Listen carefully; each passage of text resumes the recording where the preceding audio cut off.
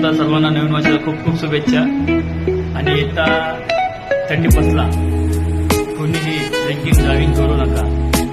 गाडी चालवण्यात जो कोणी आढळण्यात आला त्याच्यावरती कानूनी कारवाई केली जाईल आणि जे कायदे असतात ते कायद्यांचा उल्लंघन करणारे, जेणेकरून दारू पिऊन गाडी चालवतात किंवा बिना हेल्मेटचे विदाऊट नंबर प्लेटच्या गाड्या, याच्यासारखे नंबर प्लेट सर्वांनी लावून घ्यावे। कारण की 700 डेट होती याच्यासाठी तर आता ती लवकर संपणार आहे, तर बहुतेक पुढची मुदत भेटते की नाही काही सांगू शकत नाही। पण सर्वांना एकच विनंती आहे की लवकर आपली याच्यासारखे नंबर प्लेट लवकर करून घ्यावे।